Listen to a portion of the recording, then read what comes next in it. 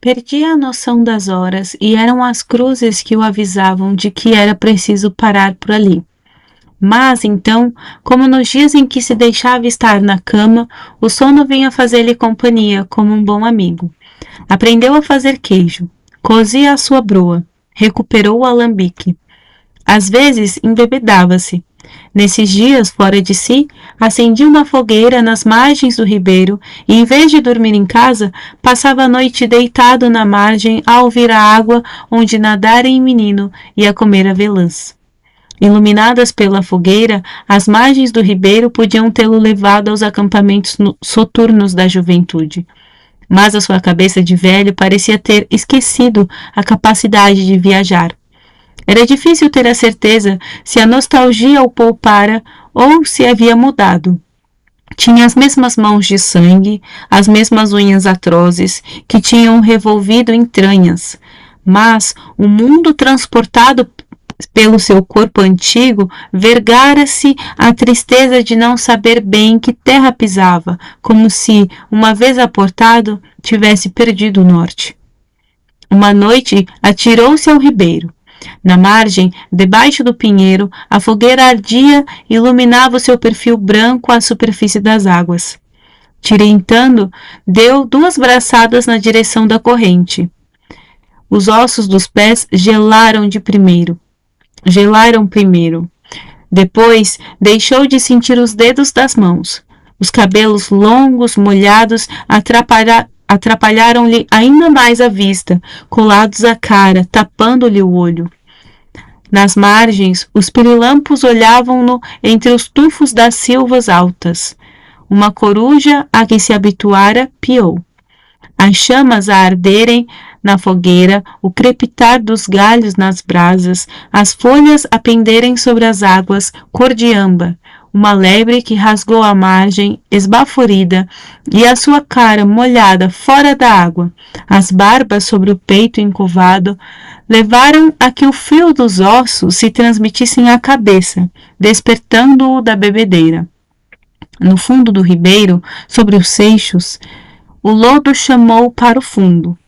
Não tinha ninguém na vida, nem dó ou saudade. Sentiu-se só. Vindo das árvores, distinguiu um choro de criança, mas não tinha certeza de não estar a delirar. Talvez fosse um dos meninos que se aventurara no muro para o espreitar atrás das sebes, mas era noite tão escura. Ergueu o tronco e, com esforço, encaminhou-se para a margem. A cada passo, o choro parava, tornando-se distinto enquanto andava dentro de água, como se desse pela sua presença.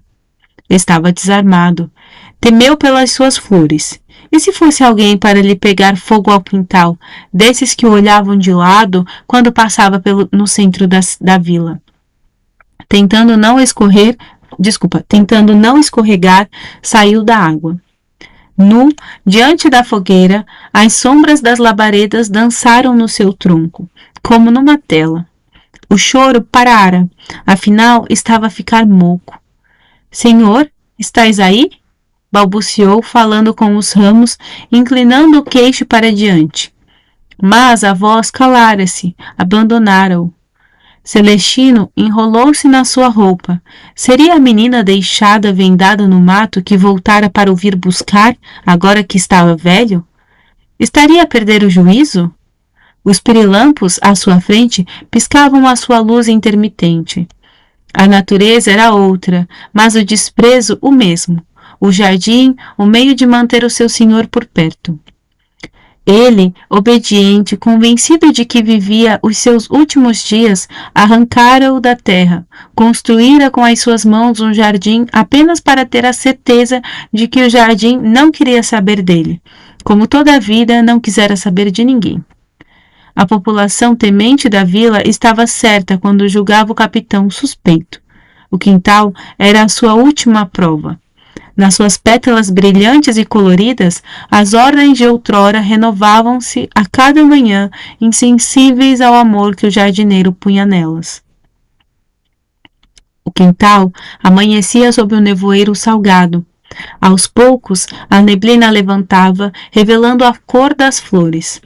Os borrões grená, amarelos e turquesa, esbatidos na palidez aguada, sem deixarem perceber o contorno das pétalas e a realidade dos caules, pareciam planar na atmosfera.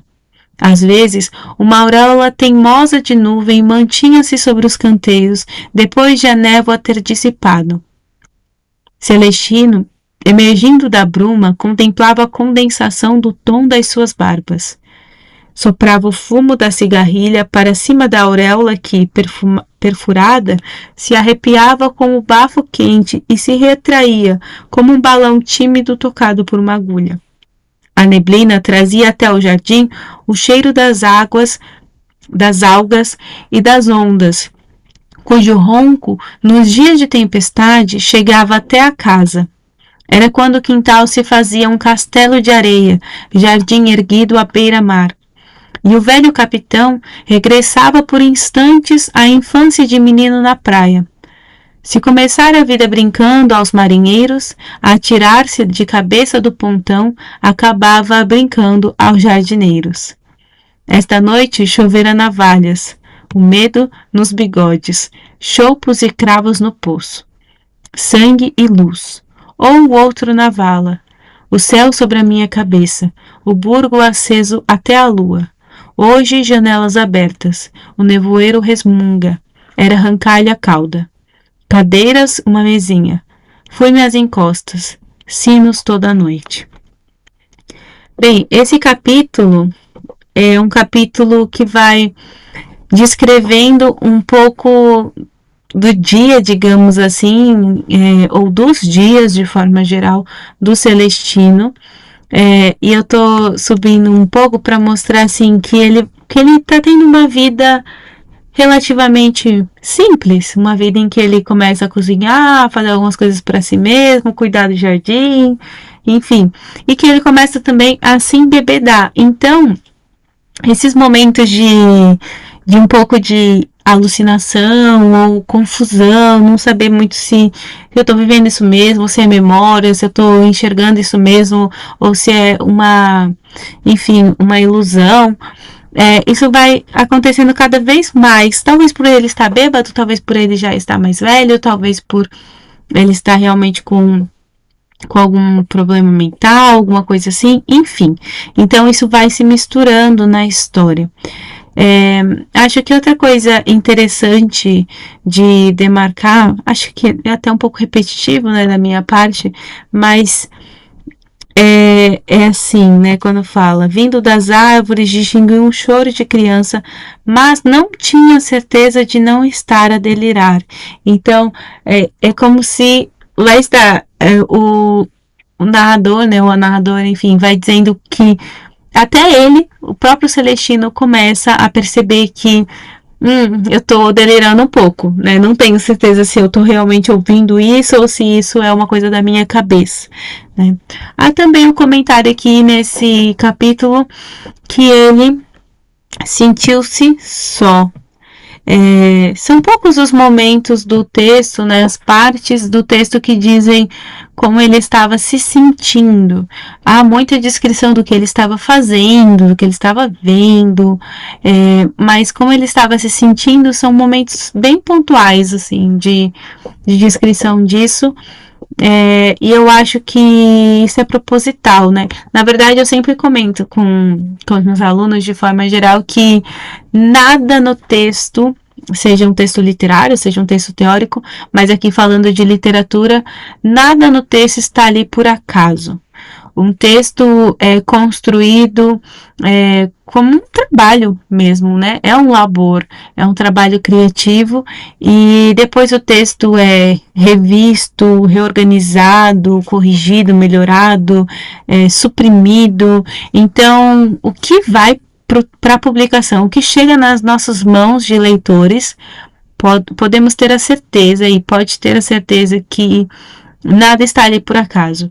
O nome das personagens não é por acaso, o título do livro não é acaso, os comentários, as relações, as palavras escolhidas, a organização do texto, se são capítulos longos ou curtos, se são comentários, se são parágrafos longos ou breves, enfim, tudo isso, no limite, tudo isso tem significado, tem importância. Quando nós vamos fazer análise literária, nós podemos avaliar tudo isso, analisar tudo isso, porque tudo isso comunica também, tudo isso traz uma mensagem.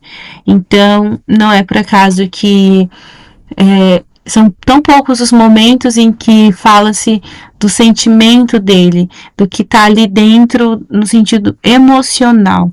E é dito que ele era frio, ou que ele não sentia nada, não sentia saudade, não sentia arrependimento. Então, existe uma ausência de sentimentos no personagem principal. E sentir-se só é um dos poucos sentimentos que aparecem a respeito dele.